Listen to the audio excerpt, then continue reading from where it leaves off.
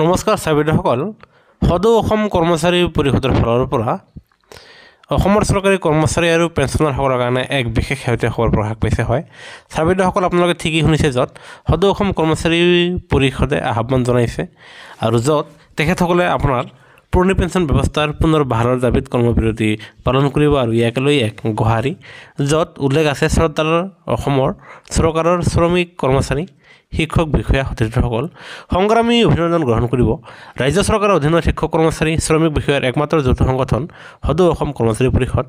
পৰিষদে 2005 চনৰ পৰা নতুন পেঞ্চন ব্যৱস্থাক বিৰোধিতা কৰি আহিছে পৰিষদৰ বিগত 37 সংখ্যক শিলচৰৰ অধিৱেশনত নতুন পেঞ্চন ব্যৱস্থা বাতিল কৰি পুৰণি পেঞ্চন ব্যৱস্থা পুনৰ প্ৰৱৰ্তনৰ দাবী জনাই প্ৰথম ব্যৱস্থা গ্ৰহণ কৰা হৈছিল আৰু এনেদৰে আপোনাৰ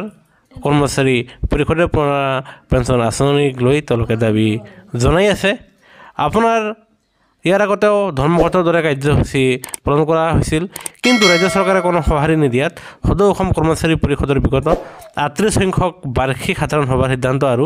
10 ছেপ্টেম্বৰ 2023 আৰু 1 তাৰিখ 10 মাৰ্চ 2023 তাৰিখৰ কাৰ্যনিৰ্বাহক সভাৰ সিদ্ধান্ত মৰ্মে অহা 1 ফেব্ৰুৱাৰী আপোনালোকে আকৌ শুনিব অহা 1 ফেব্ৰুৱাৰী তাৰিখে ৰাজ্যজুৰি কৰ্মবিৰতি পালন কৰাৰ সিদ্ধান্ত গ্ৰহণ কৰা হৈছে যেটা আমি ইয়াত চাওক লাল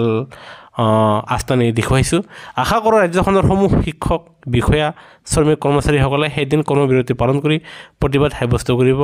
আৰু ঐক্যবদ্ধ সংগ্ৰামেহে পুৰণি পেঞ্চন ব্যৱস্থা পুনৰ বাহালৰ পথ প্ৰস্তুত কৰিব আপোনালোকে মনত ৰাখিব 1 ফেব্ৰুৱাৰী তাৰিখে আকৌ কৰ্মবিৰতি য'ত সদৌ অসম কৰ্মচাৰী পৰিষদে আহ্বান জনাইছে সেয়েহে গুৰুত্বপূৰ্ণ ভিডিঅ'ত নিশ্চয় এটা লাইক দি বন্ধুবৰ্গলৈ শ্বেয়াৰ কৰিবলৈ নাপাহৰিব ভিডিঅ'টো চোৱাৰ বাবে ধন্যবাদ